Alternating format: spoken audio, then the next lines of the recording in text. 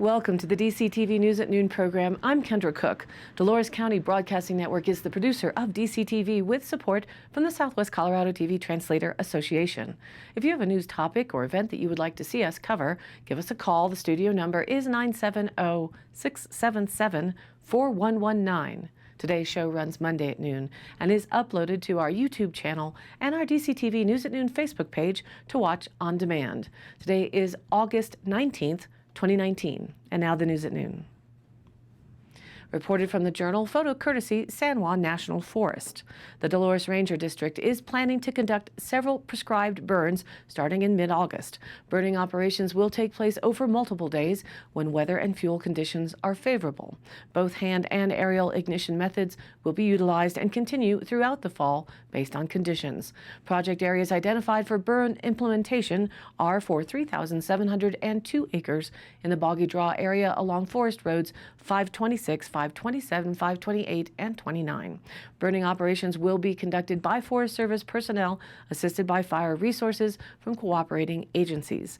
During burning operations, smoke will likely be visible from areas around Mancos, Dolores, Dove Creek, Cortez, and U.S. Highway 491 between Dove Creek and Pleasant View. Smoke may settle into low-lying valleys and the Dolores River Canyon overnight. Smoke monitoring will be conducted and ignitions will be scheduled to minimize smoke impacts to communities. This effort will reduce hazardous ground fuels, lessen the risk of unplanned large-scale wildfires, help restore ponderosa pine ecosystems, and improve wildlife habitat. Prescribed burning operations will begin only when weather, fuels, and smoke parameters are met.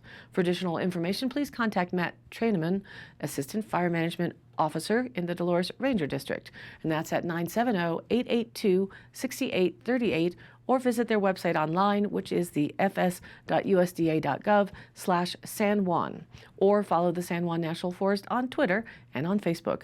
Maps of the prescribed burn units can be found on INCIWEB, that's INICIWEB.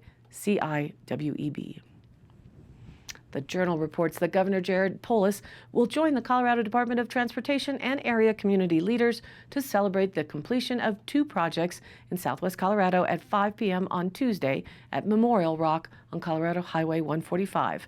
Photo courtesy CDOT and reported from the Journal. CDOT recently completed work along Colorado 145 between Cortez and Telluride. One project addressed the potential of rockfall along the highway. A geotechnical crew mitigated several areas that might have been prone to rockfalls. The second project reconstructed a 300-foot section of the highway that was destroyed when two boulders tumbled down the adjacent slope this past Memorial Day. Participants are encouraged to reach the site before 4:45 p.m. when it will close for up to an hour.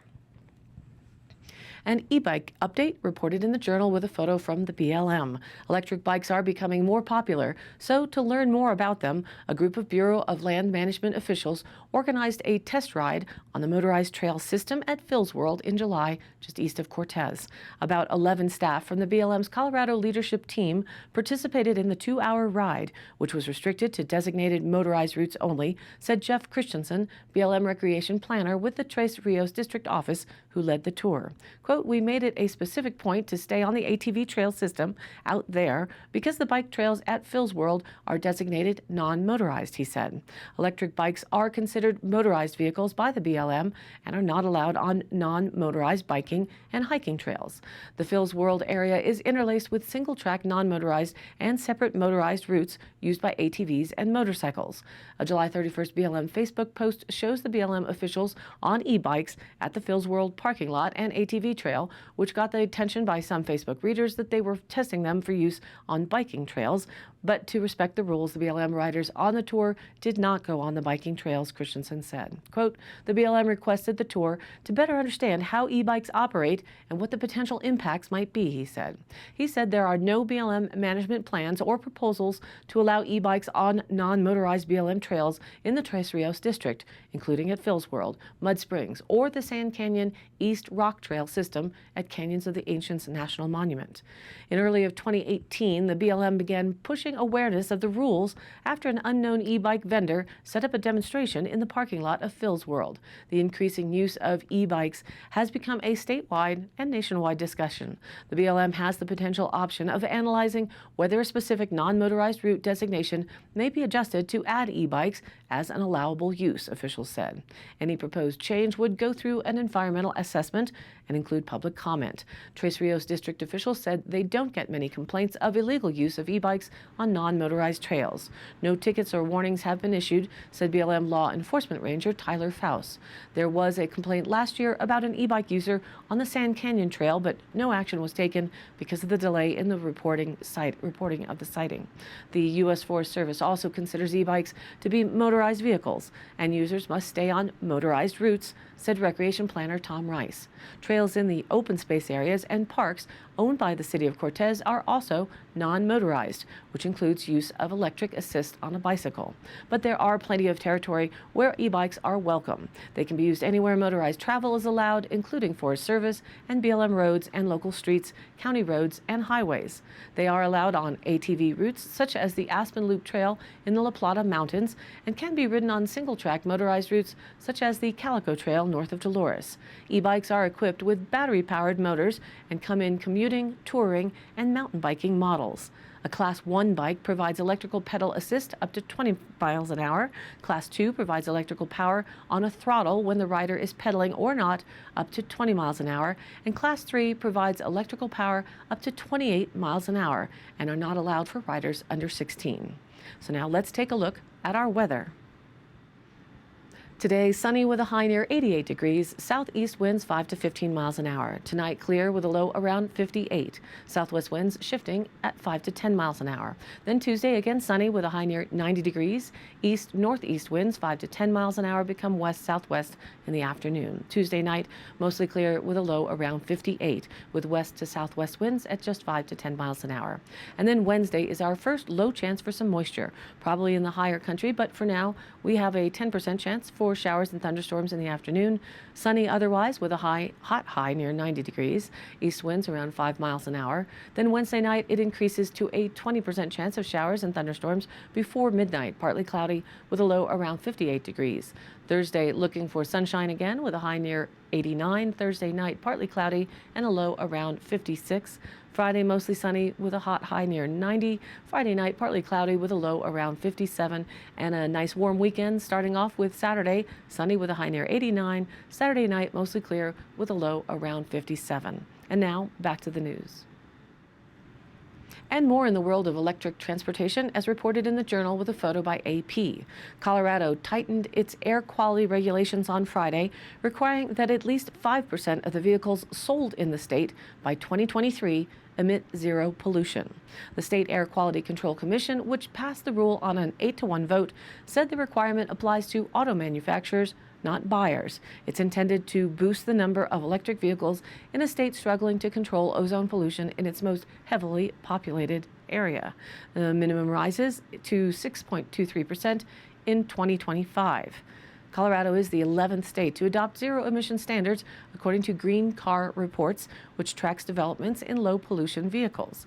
Two auto industry groups, Global Automakers and the Alliance of Automobile Manufacturers, applauded the rule. They said they had been working with Colorado officials on how to structure the requirement. John Bozella, president of Global Automakers, said Colorado had adopted an innovative policy by collaborating with manufacturers. Environmental groups also welcomed the standards, but the Colorado Freedom to Drive Coalition called them costly and ineffective. Quote, "We believe commissioners did a disservice to all Coloradans, but especially Coloradans of modest means," coalition spokeswoman Sarah Almeri said. Regulators said the zero-emission standard is aimed at reducing ozone and greenhouse gases, which contribute to climate change, they say.